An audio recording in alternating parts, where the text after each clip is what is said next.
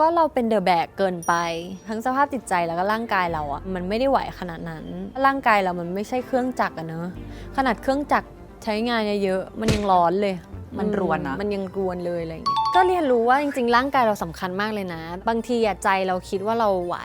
ใจเรามันบอกว่าเราเคยทำได้เคยอดนอนเท่านี้ได้เคยไม่กินข้าวยาวไปถึงตอนเย็นได้อะไรอย่างเงี้ยก่อนหน้านี้เราชอบแบบคิดว่าเรายังเด็กแล้วก็รู้สึกว่าร่างกายเรามันยังแข็งแรงดีอยู่สมมุตินะทำงานอย่างเงี้ยเราก็เป็นคนแบบจริงจังกับการทำงานซีเรียสเครียดเอาให้มันออกมาดีที่สุดอะไรอย่างเงี้ยพักผ่อนน้อยไม่เป็นไรอะไรอย่างเงี้ยค่ะแต่พอ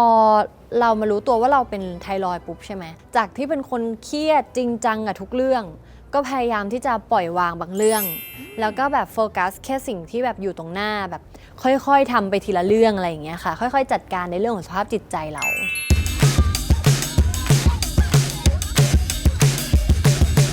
คุณกำลังอยู่กับรายการ 5 Me และนี่คือ 5 สิ่งที่ประกอบเป็นยดาคนที่ไม่ดื้อสบู่แล้วค่ะ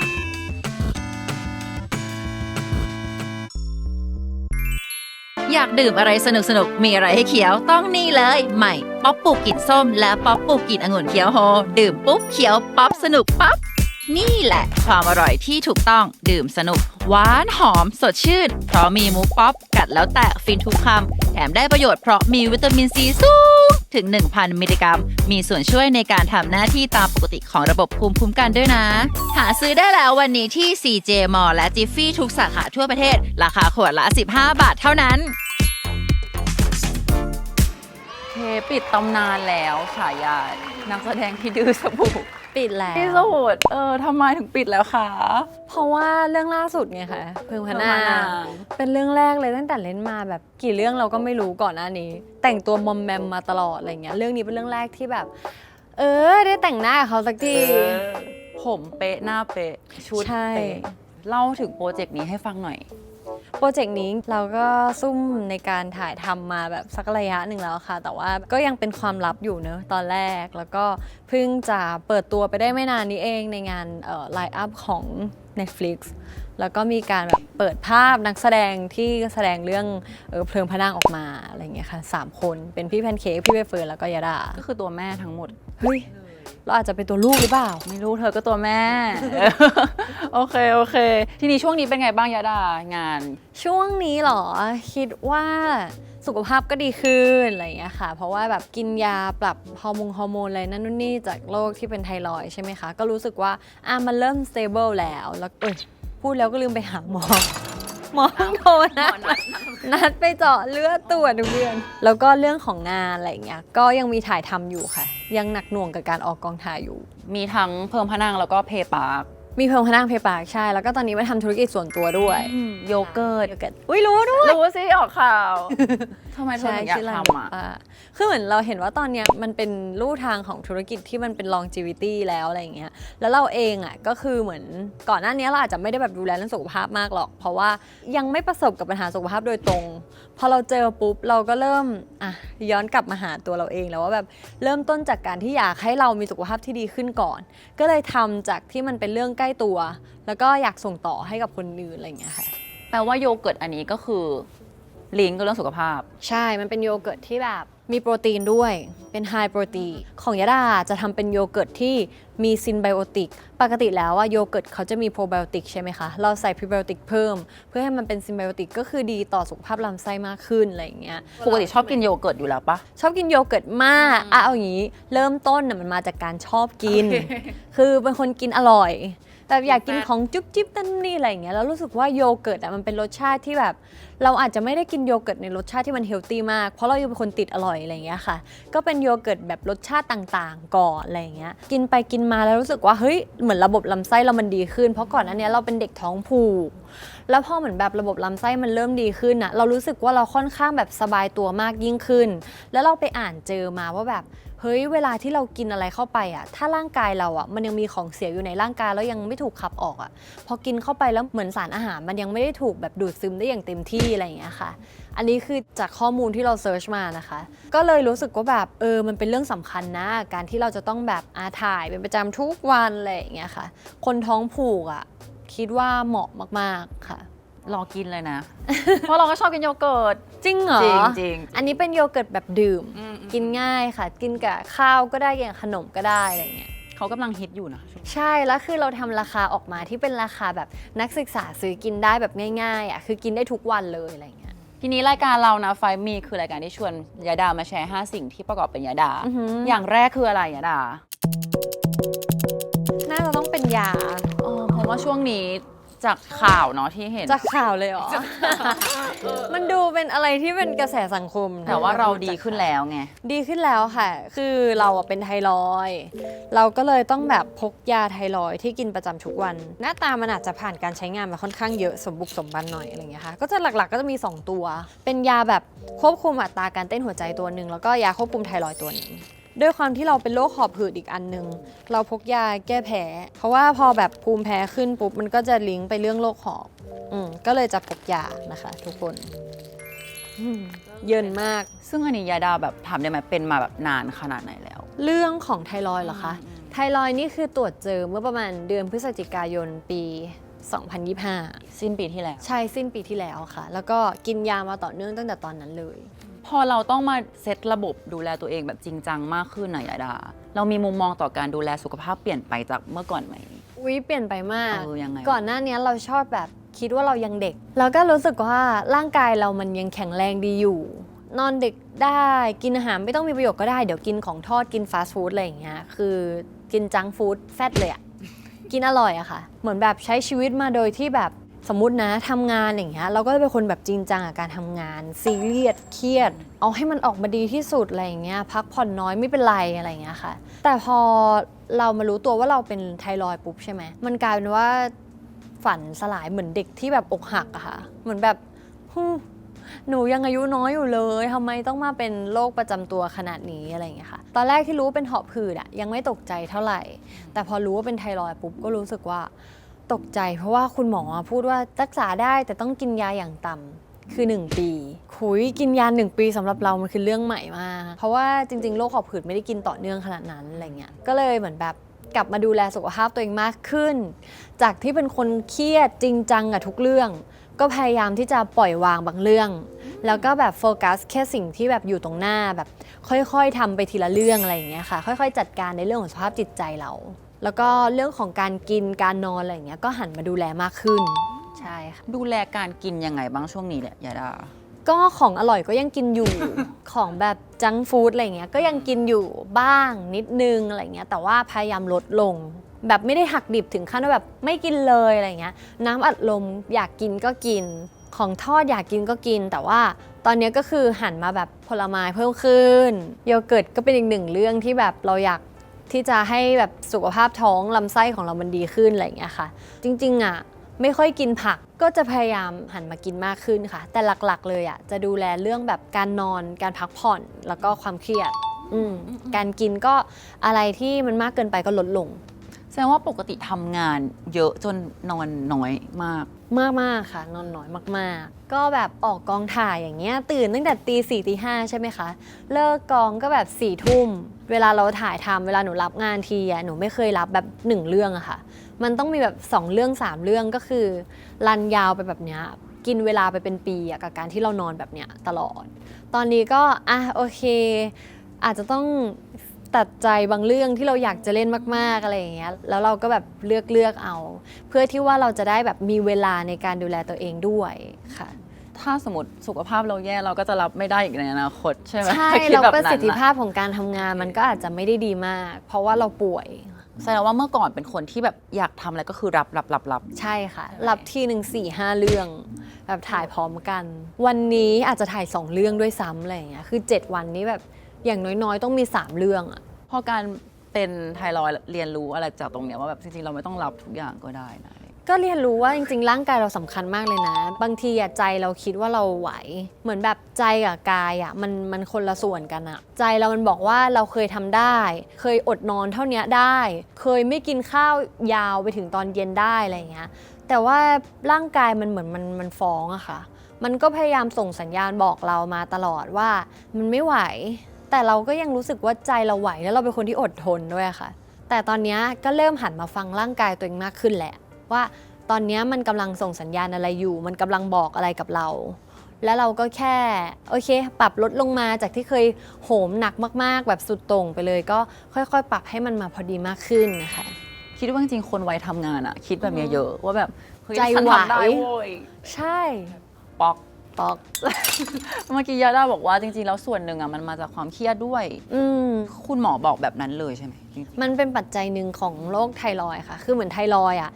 มันเกิดได้จากหลายสาเหตุมากๆ เกิดจากแบบว่าพันธุกรรมก็ได้กรรมพันธุ์อะไรอย่างเงี้ยค่ะ หรือว่าเกิดจากความเครียดก็ได้และการพักผ่อนไม่เพียงพอ เพราะว่าไทรอยด์เนี่ยมันคือการที่ร่างกายเราผลิตฮอร์โมนออกมามากกว่าปกติ มันคือฮอร์โมนมันผิดปกติอะค่ะ ก็หลายจากสาเหตุมากๆ หนึ่งในนั้นก็คือความเครียดแล้วก็การพักผ่อนไม่เพียงพอ ๆซึ่งก่อนหน้าที่จะเหมือนมาปรับ mindset ใหม่เนาะเกี่ยวกับความเครียดอะเราเป็นคนเครียดง่าย มาก ขนาดไหนมาก ทุกเรื่อง เออ ทุกเรื่องค่ะ แค่เลือกของกินนี่ก็เครียดแหละ จริงเหรอ จะกินอะไรดีอะไรอย่างเงี้ย หมายถึงว่าเก็บทุกอย่างมาเครียดตลอดนี่หรอ ใช่ แล้วก็ยิ่งเรื่องทำงานเนี่ยยิ่งเครียด เพราะว่าเป็นคนค่อนข้างจริงจังกับทำงาน คือหวังผลลัพธ์ออกมา ในแบบที่ใจเราอยากให้มันเป็นอะเราก็เลยจะค่อนข้างแบบเข้มข้นกับการทำงานมากๆ กดดันตัวเองด้วยอะไรอย่างเงี้ยค่ะ จะว่าเมื่อก่อนคือแบ่งเรื่องแบบบาลานซ์ความเครียดไม่ได้เลย หรือได้ไหมจริงๆ คือเรียกว่าเราคิดว่าเราไหวอ่ะ ก็เลยแบกทุกอย่างไว้กับตัวเราเองคนเดียว จนตอนเนี้ยเราเพิ่งรู้ว่าอ๋อแบกทุกอย่างไว้อ่ะมันก็คือการที่เราเครียดโดยที่เราไม่รู้ตัวก็เลยแบบว่าเริ่มจัดการใหม่เอาใหม่แบบว่า ไม่เป็นไร จัดระบบ นะ ใหม่ บอกกับตัวเองว่าแบบไม่เป็นไรเราไหวแค่นี้เราทำแค่นี้อันไหนที่เราไม่ไหวอ่ะเดี๋ยวเราขอความช่วยเหลือจากคนรอบข้างได้อะไรอย่างเงี้ยค่ะ มีโมเมนต์ไหนที่คิดว่าไหวแต่ว่ามารู้ตัวว่าจริงๆ กูไม่ไหว โอ้ยก็นี่ไงไปถ่ายทำใช่ไหมคะ แล้วคือเหมือนเราอะเป็นไทรอยด์แต่เรายังไม่รู้แล้วเราอะเป็นโรคหอบหืดอยู่แล้วด้วยอะไรอย่างเงี้ยเราอะต้องถ่ายฉากใต้น้ำแล้วต้องลงน้ำตั้งแต่ตอน7 โมงเช้าถึงแบบประมาณ 5-6 โมงเย็น นานเหมือนกัน ใช่แล้วน้ำลึกมากประมาณ 5-6 เมตรอะไรอย่างเงี้ยค่ะแล้วเราต้องดำน้ำตลอด แล้วก็ใช้ตัวเขาเรียกว่าอะไรสน็อกเกิลอะไรนะที่มันต้องหายใจใช่ไหมคะแล้วเราเป็นหอบหืดใช่ไหมพอเราเจอความชื้นปุ๊บอะหลอดลมมันก็เหมือนทำงานมันค่อนข้างตีบอะค่ะบวกกับเราเป็นไทรอยด์อะหัวใจเรามันเต้นเร็วมากๆคือนั่งเฉยๆเนี่ยมันก็เต้นเหมือนคนวิ่งบนลู่แล้วอะค่ะมันเต้นแบบ120 150อะไรเงี้ยแล้วเราต้องว่ายน้ำด้วย มันก็คือไม่ไหวอะมันลวนไปหมดเลยร่างกายก็เกิดการแบบ อั ว่า นตรายเหมือนกันนะ ใช่ มันเหมือนคนแบบเป็นแพนิคอะค่ะเหมือนว่าไม่ไหวแล้วเหมือนจะตายอะไรอย่างเงี้ย ซึ่งก็คือขอความช่วยเหลือ ใช่ก็ขอความช่วยเหลือแล้วแบบ ตอนนั้นมันบวกกับการที่ร่างกายมันฟ้องอย่างหนึ่งคือเหมือนตะคริวมันกินท้อง อืม แล้วมันว่ายน้ำไม่ไหวแล้วอะไรอย่างเงี้ยค่ะ แต่อดทนถึง5 โมงเย็น อ้าวในใจคิดว่าอ๋อยาดาแบบยกมือไม่ไหวสรุปอดทนจนจบโอ้ยตายแล้วหลังจากนี้จะไม่มีโมเมนต์นั้นแล้วนะ ก็ไม่มีแหละเพราะเราเริ่มดูแลตัวเองแล้วไง แล้วพอมาถึงวันเนี้ยที่โอเคเรารู้แล้วเนาะว่าเราเป็นอะไรบ้างเป็นโรคอะไรบ้างเนี้ยเรามีวิธีการจัดการความเครียดที่เปลี่ยนไปยังไงบ้าง เนี่ยอย่างที่บอกคือแบบอันไหนเราไหวใช่ไหมเราก็ค่อยๆหยิบยกมาทีละเรื่องก็คือ เรื่องนี้เราไหวเรื่องนี้เราไม่ไหวใช่ไหมเราก็มอบหมายให้คนอื่นทำให้ ในสิ่งที่แบบว่าเราต้องรู้นะพิจารณาแล้วว่าเขาทำได้อะไรเงี้ยเราก็เลยมอบหมายให้เขาทำอย่างเช่นแบบมีผู้ช่วยอย่างเงี้ยก็เมื่อก่อนเราเป็นคนทำเองหมดเลยดิวช่างแต่งหน้าทำผมคุยงานจัดคิวงานทำเองเราแสดงด้วยทำงานเองด้วยทำทุกอย่างเองอะไรเงี้ยโดยที่แบบว่าไม่ให้ใครมาช่วยจนตอนนี้ก็โอเคเราก็เริ่มแบบแบ่งหน้าที่ให้แบบผู้ช่วยเริ่มมาช่วยดูให้อะไรอย่างเงี้ยค่ะ แสดงว่าเมื่อก่อนเป็น perfectionist นิดนึงปะ เหมือน perfectionist เลย ไม่เพราะว่าเราไม่ค่อยกล้าให้คนอื่นแบบท คือเหมือนไม่ใช่ไม่กล้าแต่เกรงใจ ำอ๋อเป็นคนใช่ค่ะเป็นคนเกรงใจแบบคิดว่าเราไหวอ่ะไม่อยากให้ภาระเนี้ยมันไปตกอยู่ที่คนอื่น ก็เลยแบบทำเอง ฟีลประมาณว่าเราไม่อยากยื่นมือเขาไปขอใคร ใช่ใช่ค่ะ คิดว่าสิ่งนั้นมันทำให้จริงๆมันส่งผลแบบเสียต่อชีวิตยังไงบ้างการที่เราไม่กล้าแบบยื่นมือขอความช่วยเหลืออะ ก็เราเป็นเดอะแบกเกินไป แล้วคือทั้งสภาพจิตใจแล้วก็ร่างกายเราอ่ะมันไม่ได้ไหวขนาดนั้น มันเหมือนกับว่าร่างกายเรามันไม่ใช่เครื่องจักรอะเนอะขนาดเครื่องจักรใช้งานเยอะๆมันยังร้อนเลย มันรวนนะ มันยังรวนเลยอะไรเงี้ยก็โอเคทำตามที่แบบร่างกายเราไหวทำตามที่ศักยภาพเรามีพอ แต่จุดที่เรารู้สึกว่าต้องแบบรู้สึกว่า เฮ้ยเรายื่นมือขอความช่วยเหลือใครก็บ้างก็ได้อย่างเงี้ยมันมาตั้งแต่ตอนไหน มาตั้งแต่ตอนช่วงที่เราเริ่มรู้แหละว่าเราป่วย เฮ้ยมันเหมือนว่าป่วยทีนึงก็คือแบบเซตชีวิตใหม่ เซต เหมื ให อ ม่ นกันนะ ใช่ค่ะ เริ่มใหม่ จริงๆ ปัจจัยของไทรอยด์อีกอย่างหนึ่งคือเรื่องสภาพแวดล้อมด้วย ใช่ใช่ความเครียดเนี่ยแหละค่ะ แล้วก็เรื่องอากาศด้วยนะช่วงเนี้ย อากาศช่วงนี้มันก็เหมือนทำให้พวกเราเป็นภูมิแพ้ด้วยเนาะ ใช่เราก็เป็นภูมิแพ้ เราต้องพกยาตลอดเหมือนกัน จริงต้องเลือกยาภูมิแพ้นิดนึง อย่างยาดามองปัญหาฝุ่นประเทศไทยตอนนี้เป็นไงบ้าง โอ้ยหนักมากเนาะ PM 2.5 เป็นแบบศัตรูของคนเป็นโรคหอบหืดเลยค่ะ เหมือนแบบว่าก่อนหน้านี้คือเราเข้าห้องฉุกเฉินเป็นว่าเล่นเลยอะเพราะว่า PM ด้วยอะไรเงี้ย คือด้วยการที่เราหายใจได้ไม่ดีเราก็ต้องแบบไปใช้เขาเรียกอะไรยาพ่นเพื่อขยายหลอดลมบ่อยมาก เพราะว่ามันเจอฝุ่นอะไรเงี้ยค่ะ ใช่ อันตรายมาก ก็คุณหมอก็ปรับยาให้นั่นนู่นนี่ แล้วก็ดูแลตัวเองด้วย ก็คือใส่แมสออกไปข้างนอกค่ะ ป้องกันฝุ่นด้วยตัวเราเอง จริงๆอยากให้แบบมีการจัดการเรื่องฝุ่นมากเลยอะเพราะว่าอันนี้ตามแบบความรู้ที่เรามีเลยนะ แบบเท่าที่สังเกตเห็นคือเหมือนเราเห็นแค่ว่าทุกครั้งอะเวลาที่มีฝุ่นหนาๆแล้วฝนมันตกอะฝุ่นมันจะแบบดีขึ้นมันจะหายไปอะไรเงี้ยอยากให้มีการจัดการเรื่องนี้มากๆมันจัดการได้แหละแค่เรื่องฝนเอง เพราะว่าเราจะพึ่งฝนตลอดไปไม่ได้เราต้องพึ่งการจัดการ ใช่ ที่ไม่รู้ไปทำด้วยเนาะ แต่ว่าของเราเองอะเป็นโรคหอบหืดแล้วว่าหนักแล้วใช่ไหมคะยาด้าเคยเห็นแบบว่าคนที่เขาเจอฝุ่น PM อะแล้วเขาเป็นหนักกว่านี้คือเหมือนปอดเขามันมีปัญหาไปเลยอะ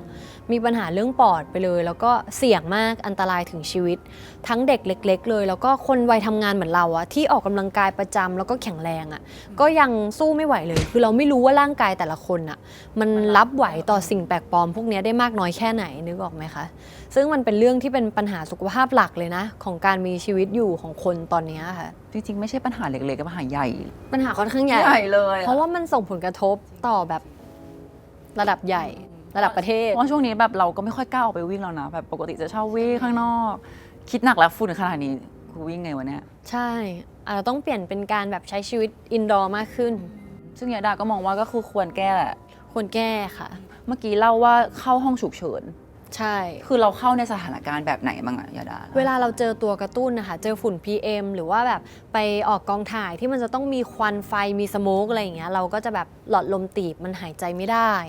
นึกสภาพเหมือนหลอดน้ำอะค่ะหลอดดูดน้ำอะค่ะแล้วเราไปแบบว่าไปบี้มันอะให้มันเหลือช่องแค่นิดเดียวอะอากาศมันเข้าไปได้แค่นั้นนะคะมันก็เลยแบบอึดอัดอะมันก็ต้องให้ยาขยายหลอดลม ซึ่งมันก็มีผลข้างเคียงนะการให้ยาขยายหลอดลมอะ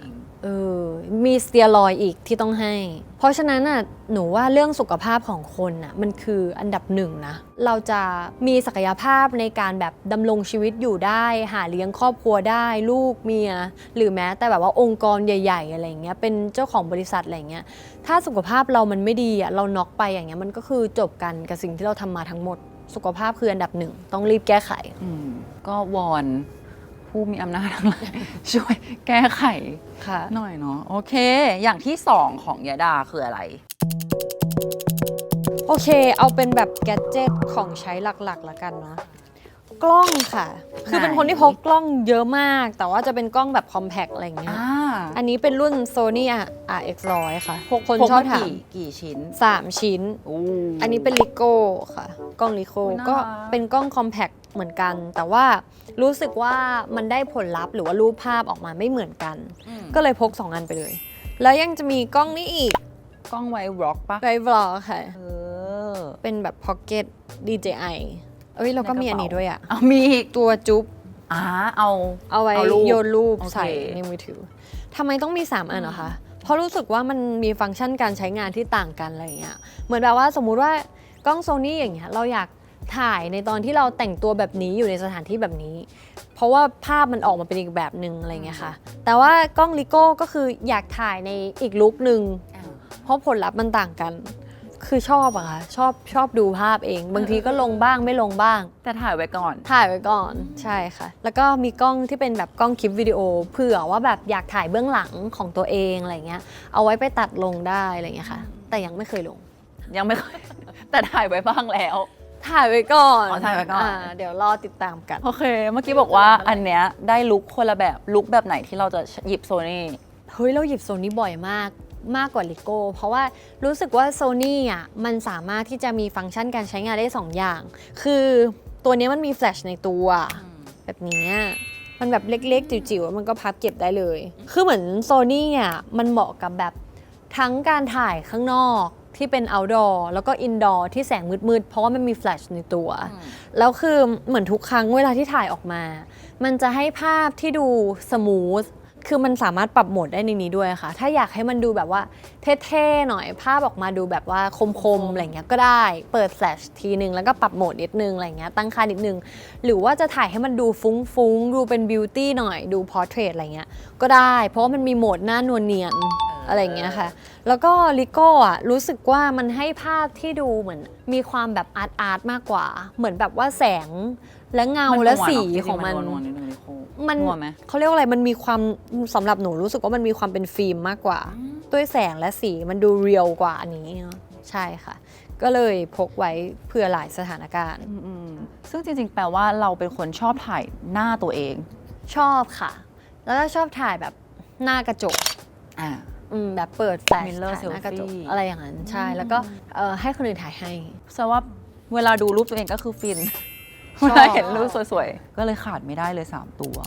ใช่ค่ะ3 ตัวแล้วตอนไม่หนักกว่าพกก็หนักนะคะถ้าเกิดสมมติว่าแบบจะลงจากรถบางทีก็เก็บทุกตัวแล้วก็ลงไปตัวเดียวใช้เฉพาะตัวที่จำเป็นแล้วนอกจากถ่ายหน้าตัวเองจริงๆถ่ายแบบอย่างอื่นด้วยไหมถ่ายคนที่เราอยากถ่ายให้เราเหมือนเราเป็นคนที่แบบอยากเก็บโมเมนต์น่ะอยากแคปเจอร์บางโมเมนต์ที่เหมือนแบบพอเราเห็นปุ๊บแล้วเรารู้สึกดีอ่ะก็รีบหยิบออกมาแคปเจอร์อะไรเงี้ยก็เป็นพื้นที่เก็บความทรงจำของยาดาใช่ก็เป็นความทรงจำด้วยว่าวันนั้นเราลุคแบบไหนเราสวยแบบไหนก็ใช่ด้วยเนาะคือในลุคของเราอ่ะบางทีของเรามันอาจจะถ่ายเพื่องานอะไรอย่างเงี้ยแต่ว่าจริงๆในกล้องมันมีภาพอื่นๆอีกที่เราแบบอยากถ่ายในชีวิตประจำวันแล้วเราไม่อยากลงเลยอะไรเงี้ยใช่อยากเก็บไว้เฉยๆไม่ลงเก็บไว้เฉยๆเหมือนแบบว่าพอย้อนกลับมาดูแล้วคือความรู้สึกที่เราถ่ายวันนั้นมันย้อนกลับมาอะไรอย่างเงี้ยค่ะซึ่งจริงๆมีรูปที่ไม่ลงเยอะเหมือนกันเยอะค่ะ น่าจะครึ่งในนี้เลยเพราะเราไม่อยากลงไปเก็บไว้ดูคนเดียวอย่างนี้หรอใช่ค่ะเฮ้ยเป็นมุมมองใหม่ๆชื่นชมความสวยของตัวเองคนเดียวอาจจะไม่ใช่รูปเราคนเดียวอาจจะมีรูปคนอื่นด้วยอาจจะเป็นสถานที่เหตุการณ์หรือคนอะไรเงี้ยเวลาเลื่อนมาย้อนก็จะเห็นว่าโอเควันนั้นเราไปไหนใช่แล้วเป็นคนที่ชอบจำไม่ได้ว่าเมื่อวานเนี้ยทำอะไรถ่ายไว้ก่อนต้องถ่ายไว้ก่อนแต่ส่วนมากจะถ่ายไว้ในมือถือค่ะอันนั้นเพราะว่าเวลาย้อนกลับมาดูถึงจะจำได้ว่าพรุ่งนี้เมื่อวานนี้ไปทำอันนี้มาเพราะมันลืมเพราะว่าแต่ละวันมันผ่านไปเร็วใช่ค่ะเหมือนเราเป็นคนโฟกัสแค่วันนี้อะไรเงี้ยเอาวันนี้ให้จบก่อนอะไรเงี้ยเมื่อวานลืมหมดแล้วทำอะไรอย่างตอนไปกองเพย์ปาร์คถ่ายเยอะไหมตอนไปเพย์ปาร์กเหรอถ่ายในมือถือเยอะมากเพราะว่าไม่มีจังหวะให้ได้เตรียมตัวเอาอะไรไปเพราะเหมือนแบบด้วยสถานที่ถ่ายทำและการถ่ายทำที่ค่อนข้างเยอะมากเหมือนแบบเร่งปิดมากๆโอเคเล่าถึงเรื่องนี้หน่อยเรื่องนี้ก็แบบเป็นฟีลความรักแหละเหมือนเป็นโรแมนติกมีความการ์ตูนนิดนึงอะไรอย่างเงี้ยใช่เหมือนเราตีความคาแรคเตอร์ให้มันดูการ์ตูนเองเพราะว่าบทมันเครียดบทมันค่อนข้างเครียดนะจริงๆแล้วแต่ว่าเหมือนเขาพยายามที่จะถูกเล่าออกมาผ่านแบบมูดที่มันค่อนข้างสดใสเพราะว่าถ่ายในสวนสนุกเล่าเรื่องย่อให้ฟังหน่อยเป็นไงมันเป็นเหมือนผู้หญิงคนนึงที่แบบเป็นแม่เลี้ยงเดี่ยวมีลูกอะไรเงี้ยแล้วก็ทำงานแบบสู้ชีวิตอะค่ะเพราะว่าต้องเลี้ยงลูกเนาะ1 คนเป็นแม่เลี้ยงเดี่ยวก็มาเจอกับผู้หญิงคนนึงที่เขาแบบว่าชีวิตเขาพร้อมมากมีทุกอย่างเลยเป็นคนที่แบบเพอร์เฟกต์อะไรเงี้ยแต่ว่าถูกเลี้ยงมาแบบอยู่ในกรอบก็คือทางบ้านค่อนข้างแบบจำกัดการใช้ชีวิตก็มาเจอกับอีกคนนึงที่ผ่านการใช้ชีวิตมาแบบโอ้โหสมบุกสมบันอะไรเงี้ยมันก็เลยกลายเป็นแบบว่ามาหลงรักกันด้วยความที่แต่ละคนน่ะมันมาเติมเต็มในส่วนที่เขาไม่มีอะไรเงี้ยซึ่งจริงๆชีวิตเราก็โตมากับคุณแม่เลี้ยงเดี่ยวเหมือนกันใช่เราเข้าใจคาแรคเตอร์นี้มากขึ้นไหมเข้าใจอยู่แล้วค่ะเหมือนเราเห็นอยู่แล้วว่าแบบตอนที่เราเด็กๆกับแม่เขาทำงานหาเลี้ยงเรามายังไงเขาลำบากยังไงอะไรเงี้ยแล้วความเสียสละที่เขามีเป็นยังไงบ้างอะไรเงี้ยค่ะพอเรามาเล่นเองจริงเราก็ค่อนข้างแบบเข้าใจได้ว่าคือในชีวิตจริงมันมีแบบนี้จริงๆนะมันไม่ใช่เรื่องไกลตัวมันเป็นเรื่องชีวิตเราเองเลยด้วยซ้ำอยากให้เล่าถึงความเก่งของแม่เลี้ยงเดี่ยวให้ฟังหน่อยคนทั่วๆไปเรามักจะแบบว่าดูแลชีวิตเรา1 คนใช่ไหมคะ แล้วเราก็รับผิดชอบชีวิตของตัวเราเอง บางทีเรากล้าลองผิดลองถูกได้โดยที่แบบไม่เป็นไรถ้าเกิดผิดเราก็รับผิดชอบ แต่พอเหมือนแบบว่ารับบทเป็นคุณแม่อะค่ะมันคิดมากกว่าแค่ตัวเราคนเดียวมันคือเราผิดไม่ได้เราพลาดไม่ได้ เพราะว่ามันมีคนที่เรารักอีกคนนึงอะที่เรากำลังแบบฟูมฟักกำลังทะนุถนอมให้เขาเติบโตไปในทางที่ดี เราก็ต้องเสียสละบางอย่างที่เราอยากจะทำแต่เราไม่ได้ทำเพื่อให้อีกคนนึงได้ทำอะไรอย่างเงี้ยมันคือแบบมันเป็นความรักของคนที่ต้องเป็นแม่ถึงจะเข้าใจ ยดามองยังไงกับการที่บางทีคนเป็นแม่ก็ต้องละทิ้งความฝันเพื่อดูแลลูกอะไรอย่างเงี้ย เราว่าจริงๆ การเป็นแม่ก็มีความฝันแหละฝันของเขาก็คือไปอยู่ที่ลูกแทน คนเราก็มีเป้าหมายไม่เหมือนกันนะเนาะอย่างเราเองเราในฐานะคนเป็นลูกยังไม่มีครอบครัวอย่างเงี้ยเราก็อาจจะมีความฝันในเชิงแบบตัวเราเองคนเดียว หรือใครที่มีครอบครัวก็อาจจะมีความฝันแบบของคนในครอบครัว คนที่มีลูกก็มีความฝันแบบเหมือนคนที่มีลูก มันก็จะมีภาพในชีวิตที่มันแบบแตกต่างกันออกไปอะค่ะสำหรับตัวหนูเองแล้วก็รู้สึกว่ามีความฝันได้แหละทุกคนแต่ว่าต้องอย่าลืมทำให้ตัวเองมีความสุข จริงๆก็เหมือนอยากให้คุณแม่แบบถึงจะมีลูกก็อยากให้หาความสุขให้ตัวเองด้วยเนาะ ใช่ เนาะเพราะหลายคนแบบหลง ใช่ ลื ไม่อยากให้คนเป็นแม่ไปฝากความสุขเอาไว้กับลูก เพราะบางทีเราแบกความคาดหวังของเราไปไว้ที่ลูก แต่ว่าลูกเขาไม่ใช่เราแล้วเขาก็อาจจะไม่ได้อยากเป็นอย่างที่เราอยากให้มันเป็นอะไรอย่างเงี้ยค่ะเราอาจจะต้องหาความสุขส่วนตัวที่เรามีอยู่ด้วย แล้วก็แชร์ความสุขที่เรามีไปให้ลูกและให้ลูกได้เติบโตอย่างของคุณแม่ยดาจริงๆเขาชอบทำอะไรแบบหาความสุขของเขา คุณแม่ย่าเหรอ ความสุขของคุณแม่เหรอน่าจะได้อยู่กับเพื่อนนะคะฟิลเมามอยอะไรเงี้ย เขาก็มีแก๊งเพื่อนสาวของเขา มีเขาค่อนข้างติดเพื่อนค่ะ โอเค อย่างตัวคาแรคเตอร์ของยดาที่เล่นก็คือจริงๆชื่ออิงอิง ใช่ ใช่ไหม เก่งอ่ะ เก่งกว่าเราทำกันบ้างมาแล้วแล้วดูแอบน่ารักนะเคมีแบบกับน้องแทน กับแทน สนุกไหมเล่นกับแทน สนุกแทนเขาแบบว่า น้องเขาแบบ ไม่เคยเล่นเรื่องไหน ปะ เลยใช่ นี่คือเรื่องแรกของเขาเขาก็แบบใหม่มากเลยอะแบบทุกเรื่องของเขามันทำให้เรานึกถึงตอนที่เราแบบว่าเพิ่งเริ่มต้นทำงาน เล่นเรื่องแรกเหมือนกัน ใช่ แล้วเราก็รู้สึกว่าเฮ้ยเราอยากซัพพอร์ตเขาอะไรเงี้ยเพราะว่าพอเราเห็นเหมือนเราเห็นตัวเองอะแล้วก็กลายเป็นว่าแบบอยากเอาใจช่วยอะอยากเป็นกำลังใจอยากซัพพอร์ตอะไรเงี้ยซึ่งเขาอายุเท่ายะเลย อ้าวเหรอ ใช่เกิดห่างกันแค่6 วันเอง อ๋อน้องเด็กกว่า6 วัน เขาโตกว่า6 อ๋อ วัน โตก็6 วัน โตห่างกันแค่6 วัน หลายคนเข้าใจผิดหนูว่าแบบ ยาเป็นพี่ ใช่ พอยะดูโตใช่ไหม ใช่ แทนโตกว่านะ จริงๆแล้วอะเวลาที่ยะอยู่กับแทนยะค่อนข้างแบบดูเป็นเด็กเลย เลิศแล้วอยากรู้ว่าในเรื่องเนี่ยมันสอดแทรกประเด็นหลาย ๆ อย่างไว้เหมือนกันนะเหมือนยดาเคยเล่าเหมือนกันว่าโอเคมันจะมีเรื่องของการคลุมถุงชน ใช่ เนี่ยแหละที่บอกว่าแบบเหมือนชีวิตอิงๆอะที่ต้องเป็นแม่เลี้ยงเดี่ยว เพราะว่ามันค่อนข้างแบบเหมือนเขาเจอกับคนที่เขาไม่ได้รักแล้วพ่อแม่คาดหวังอยากจะให้เขาเป็นแบบเนี้ยโดยที่เขาไม่ได้อยากเป็น เพราะว่าใจเขาไม่ได้ชอบเพศตรงข้ามอะไรเงี้ยเขาชอบเพศเดียวกันใช่ไหมคะมันก็เลยแบบจับพัดจับผูอะเหมือนแบบว่าไปเจอคนที่เขาไม่ดีอะไรเงี้ยข่มขืนมีลูกแล้วทำไงอย่า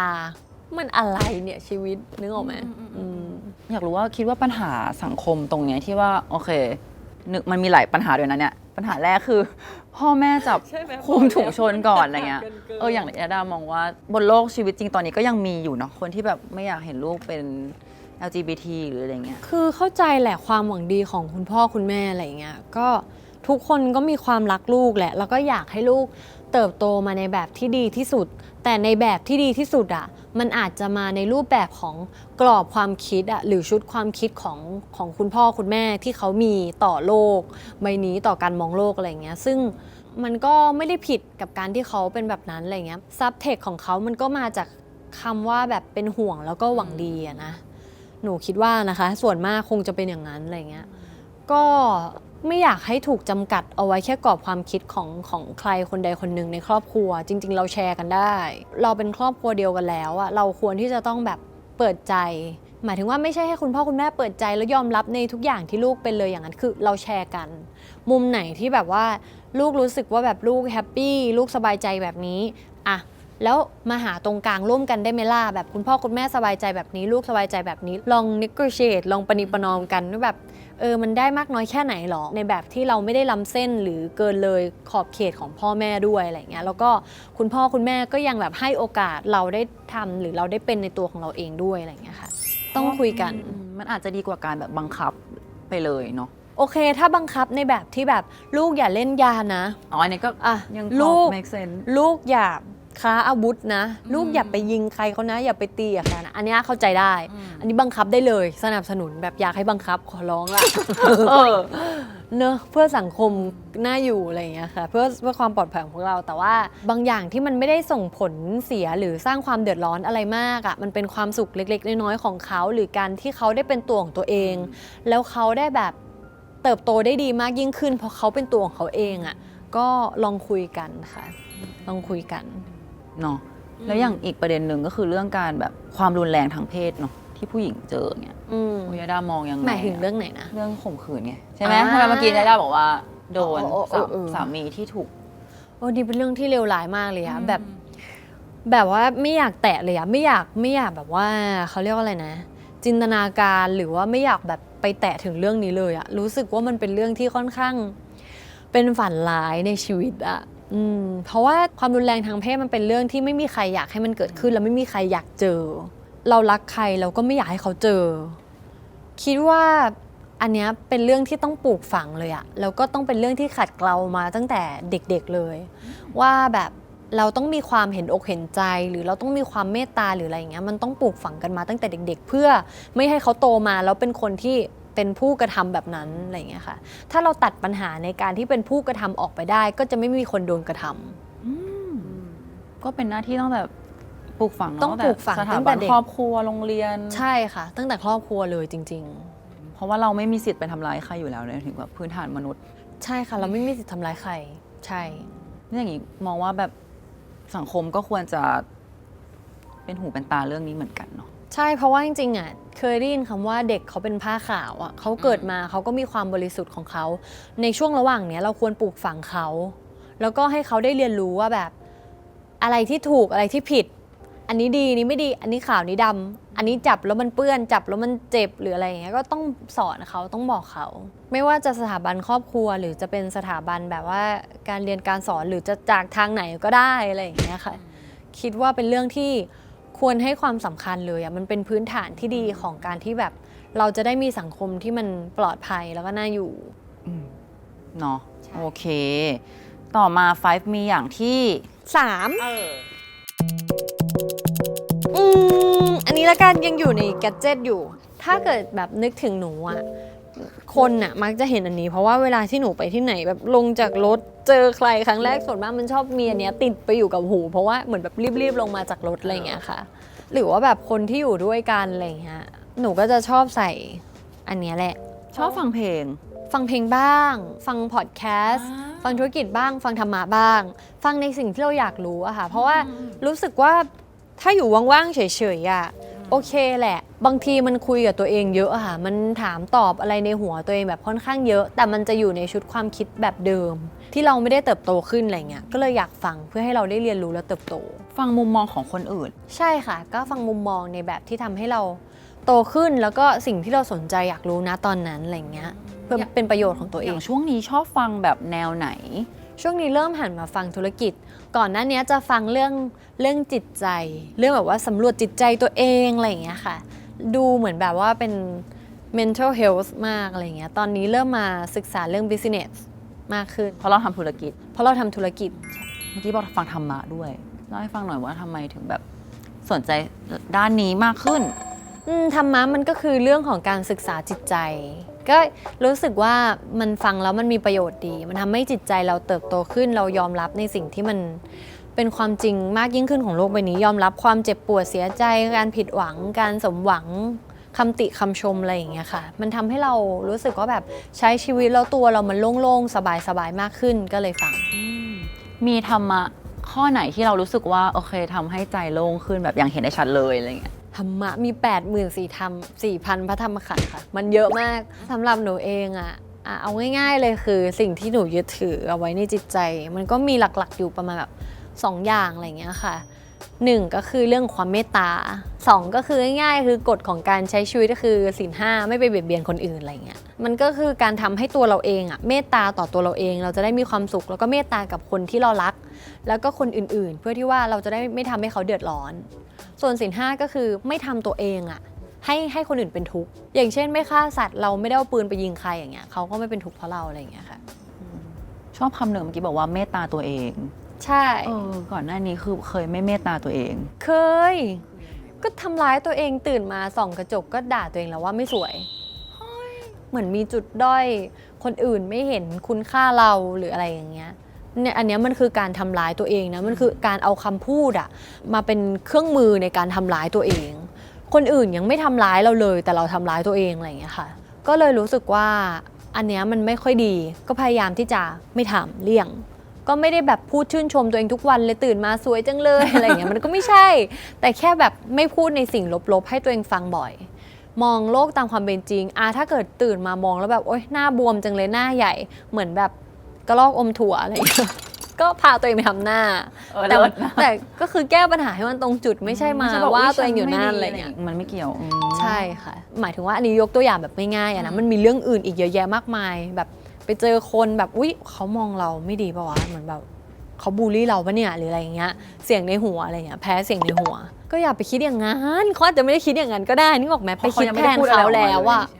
เหมือนเราดูถูกตัวเองด้อยค่าตัวเองแล้วทั้งที่เขายังไม่รู้ด้วยซ้ำว่าเขาคิดอะไรเงี้ยแต่ตัดสินแทนคนอื่นไปแล้วเรียบร้อยทำร้ายตัวเองแล้วซึ่งยาดาเป็นบ่อยไหมช่วงที่แบบคิดว่าคนอื่นจะคิดยังไงอะไรเงี้ยมันก็มีบ้างนะคะแบบช่วงก่อนหน้านี้อะไรเงี้ยแต่ว่าพอเราเริ่มรู้ตัวเราเริ่มเห็นความคิดเรามากขึ้นเห็นเสียงในหัวเรามากขึ้นอ่ะเราก็เปลี่ยนวิธีการแบบว่าไม่ใช่เปลี่ยนวิธีการคิดนะคะเปลี่ยนวิธีการรับมือกับมันแล้วกัน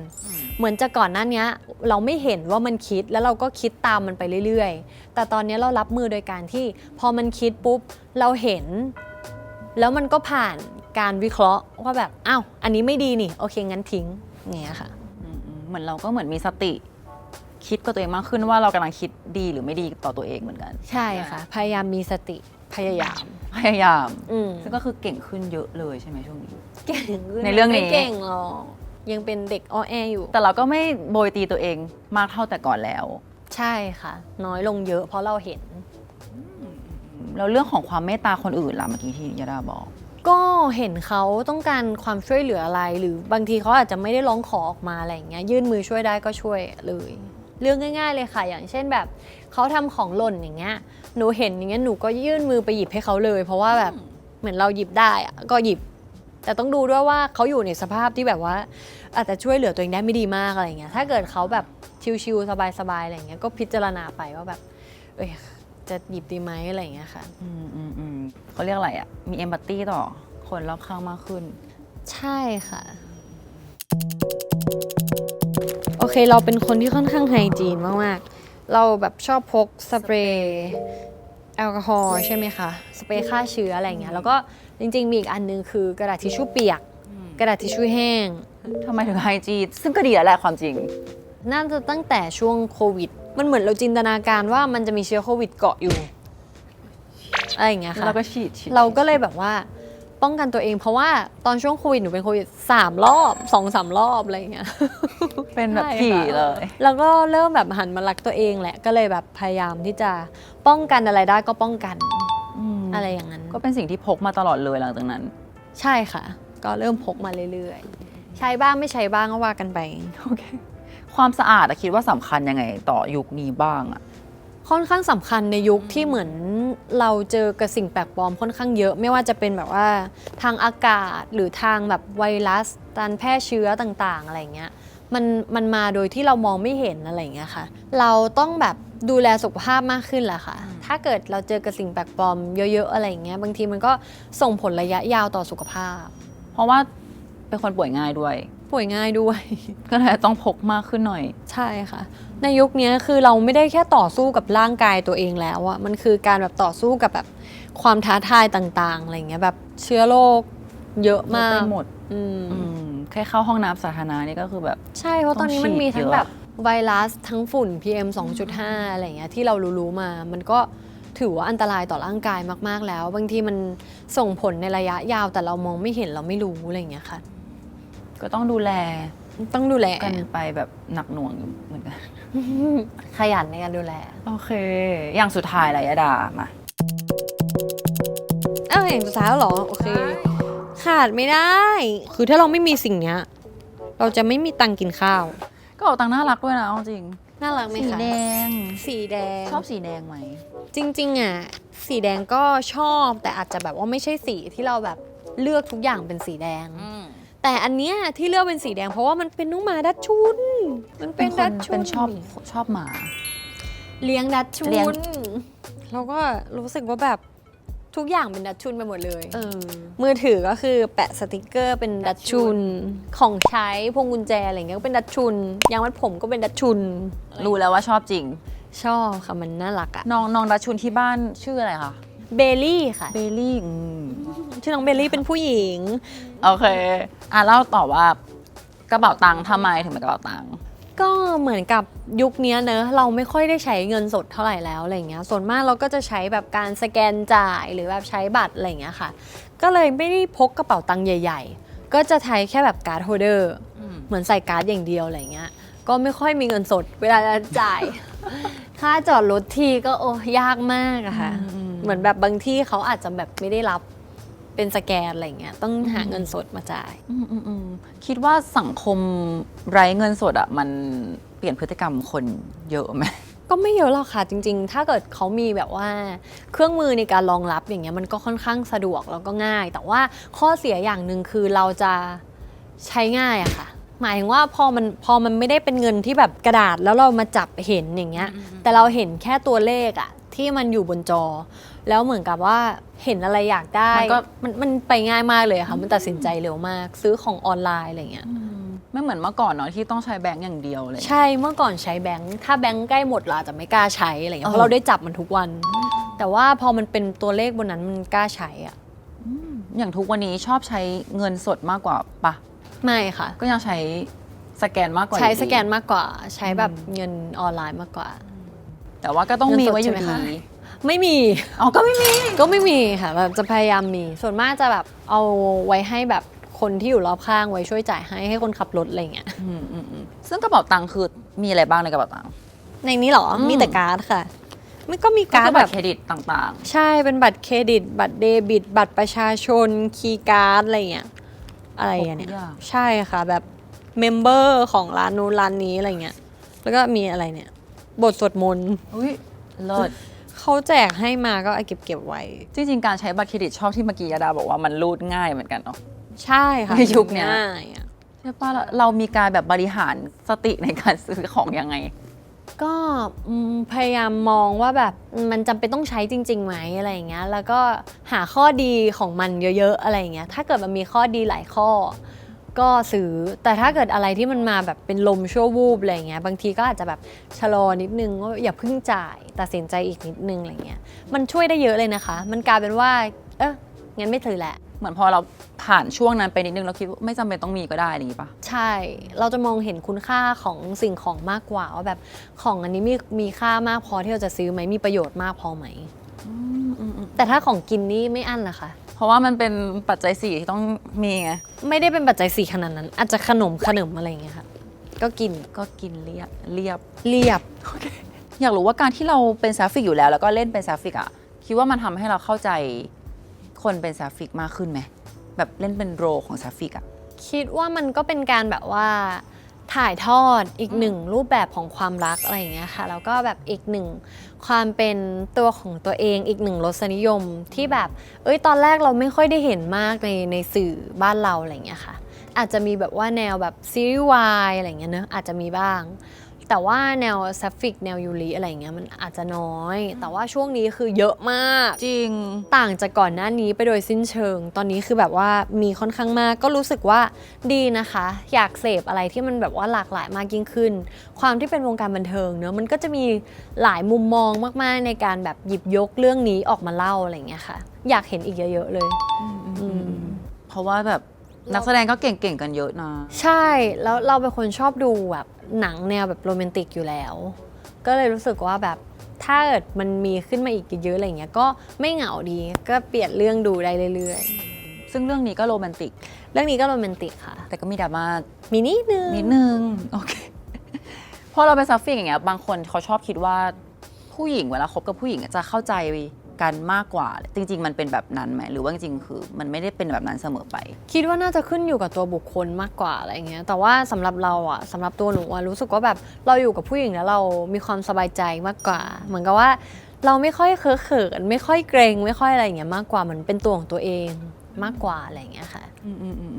แต่ก็ไม่ใช่ว่าเฮ้ยคบกันผู้หญิงจะเข้าใจกันทุกเรื่องก็ไม่เกี่ยวเนาะจริงๆมัน ก็ไม่เกี่ยวเหมือนกับว่ามันก็ต้องมีเรื่องที่มันต้องปรับจูนกันแหละ เพราะว่าเราก็เติบโตกันมาแบบคนละสังคมเนาะ เป็นเรื่องของคู่รักคู่นั้นไป ใช่เป็นเรื่องของการปรับตัวมากกว่า อย่างในความสัมพันธ์ยาดาคิดว่าการปรับตัวอันไหนสำคัญสุด ทุกเรื่องเลยเพราะว่าในความสัมพันธ์อะคือถ้ามันเป็นความสัมพันธ์ในแบบคู่รักที่แบบอยู่ด้วยกันจริง ๆ แล้วอะมันต้องปรับตัวหลายเรื่องมากๆ เพราะว่าอย่างที่บอกคือเราเติบโตมาไม่เหมือนกันอะเหมือนเวลาชีวิตนาฬิกาชีวิตเราก็ไม่เหมือนกัน โลกของเราก็ไม่เหมือนกัน มันหลาย ๆ เรื่องที่เราไม่เหมือนกัน แล้วเราจะหวังให้เขามาเข้าใจเราทุกเรื่องอะไรเงี้ยมันก็คงจะยาก บางอย่างเราอยากเข้าใจเขาทุกเรื่องมันก็ยากเหมือนกันอะไรเงี้ยมันก็ต้องแบบค่อย ๆ เรียนรู้กันไปแล้วก็สำคัญที่สุดเลยคือต้องยอมรับในสิ่งที่เราเป็นแล้วก็เขาเป็นแล้วก็ให้อภัยแล้วค่อยๆปรับจูนนะคะบางอย่างเราเป็นในแบบที่เขาไม่สบายใจเราก็ต้องพยายามปรับให้เขาสบายใจเขาก็ต้องพยายามปรับให้เราสบายใจได้เหมือนกันในบางเรื่อง ถ้าให้เลือกส่วนประกอบ 5 อย่างที่ทำให้ความสัมพันธ์เฮลตี้อย่างเงี้ยยาดาคิดว่ามันควรจะมีอะไรบ้าง 5 อย่างที่ทำให้ความสัมพันธ์เฮลตี้เหรอ